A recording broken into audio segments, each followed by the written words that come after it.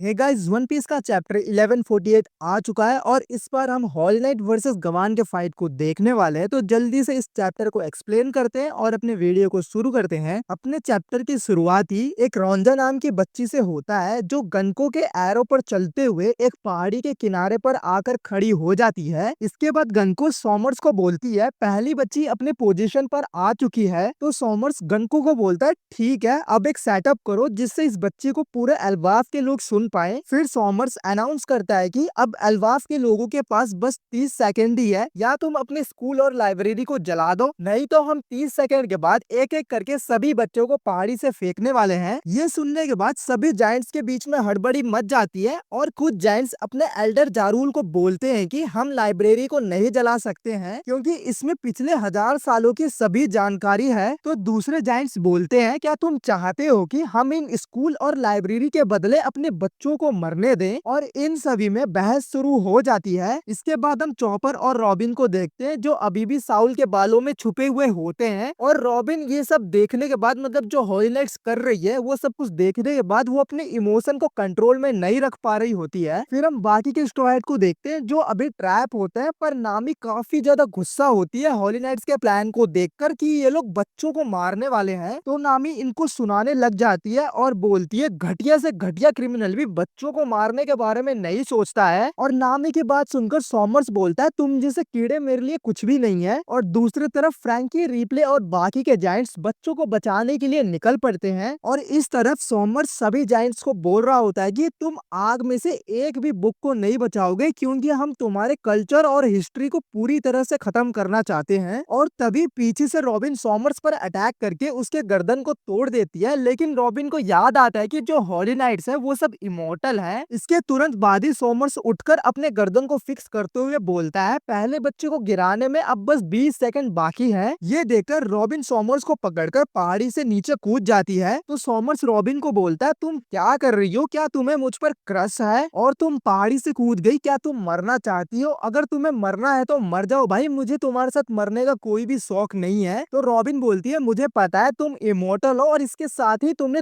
Throne fruit को भी खा रखा है, और हम उन बच्चों को तभी बचा पाएंगे जब तुम्हारे इनविजिबल थ्रोन्स उनसे दूर हट जाएंगे। ये सुनने के बाद सॉमर्स बोलता है, इसका मतलब तुम उन बच्चों को मेरे पावर के रेंज से दूर करना चाहती हो। इतना कहकर सॉमर्स अपने थ्रोन्स को रॉबिन के बॉडी में घुसा देता है। और इस सीन को देखकर ऐसा लगता है कि भाई रॉबिन का काम तमाम हो गया है। पर हम आगे देखते हैं कि ये रियल रॉबिन नहीं है, उसका एक क्लोन है, जिसको देखकर सॉमर्स भी शॉक्ड हो गया है और अपने रियल रॉबिन ऊपर ट्रैप हुए स्ट्रॉ हैट्स को छुड़ाने का ट्राई कर रही होती है। और इसके बाद हम सॉमर्स को देखते हैं, जो अपने डेविल फ्रूट के पावर की हेल्प से पहाड़ी से लटक कर भी भाई गिनती गिन रहा होता है। और फिर गनको को बोलता है, इन सभी को पहले बच्चे की वॉइस को सुनाओ। फिर हम रोंजा को देखते हैं, जो एल्डर जारूल को बोलती है, मुझे स्कूल बहुत ज्यादा पसंद है, मुझे वहाँ पर काफी सारे दोस्त भी मिले हैं और मुझे लाइब्रेरी भी बहुत ज्यादा पसंद है। हम सभी को उन बुक्स के कारण वर्ल्ड के बारे में बहुत कुछ पता चला है। मैं नहीं चाहती कि मेरे कारण दूसरों को परेशानी हो। अगर मुझे बचाने के लिए स्कूल और लाइब्रेरी को जला दिया जाएगा तो बाकी सब मेरे से हेट करेंगे। इससे तो अच्छा होगा मैं यहाँ से गिर जाऊं, और मेरी चिंता तुम सब मत करो, क्योंकि मैं वैसे ही बहुत ज्यादा लकी हूँ और मुझे कुछ भी नहीं होगा। और ये बोलते हुए यहाँ पर रोंजा रोने भी लग जाती है, और रोंजा की बातों को सुनकर अपने सभी जायंट्स भी रोने लग जाते हैं। पर यह हरामी सॉमर्स हंसते हुए अभी भी काउंटडाउन कर रहा होता है और बोलता है, अब बस 2 ही सेकंड बाकी है। और तभी जारुल सामा एनजी को ऑर्डर देता है स्कूल और लाइब्रेरी को जलाने के लिए, और इसके लिए एनजी भी प्रिपेयर नहीं होती है, पर वो हाँ बोल देती है। और तभी पीछे से आकर सॉमर्स रॉबिन को पकड़ लेता है और उस पर अटैक करने ही वाला होता है। और तभी अचानक से सॉमर्स का एक हाथ कट जाता है और वो अपने आप को रिकवर भी नहीं कर पा रहा होता है। फिर हम देखते हैं ये काम अपने गवान ने किया होता है, और सॉमर्स को देखकर गवान बोलता है, हम काफी टाइम बाद मिले हैं। और गवान को देखकर सॉमर्स की तो फट ही जाती है। और इतना कहने के बाद अगले ही मोमेंट में गवान सॉमर्स की छाती को चीरते हुए निकल जाता है और अपना चैप्टर भी यहीं पर खत्म हो जाता है। भाई इस चैप्टर के लास्ट में ही मजा आया, बस सॉमर्स के रिएक्शन को देखकर पता चल रहा है कि गवान और सॉमर्स पहले भी मिल चुका है और ये एक दूसरे को पहले से ही जानते हैं, और शायद से इन दोनों के बीच में पहले भी फाइट हो रखी है, क्योंकि गवान को देखकर सॉमर्स के यहाँ पर बहुत गंदी तरह से फट जाती है। और दूसरी चीज, गवान के अटैक से सॉमर्स अपने आप को रिकवर भी नहीं कर पा रहा है। तो ऐसी क्या एबिलिटी है अपने गवान के पास जो इमोर्टल लोगों पर भी वर्क करती है? इसको देखने में बहुत ज्यादा मजा आएगा। और आज के वीडियो के लिए बस इतना ही, मिलते हैं नेक्स्ट वीडियो में। में अगर आपको वीडियो पसंद आई होगी तो प्लीज वीडियो को लाइक करना, शेयर करना, साथ में चैनल को सब्सक्राइब कर देना।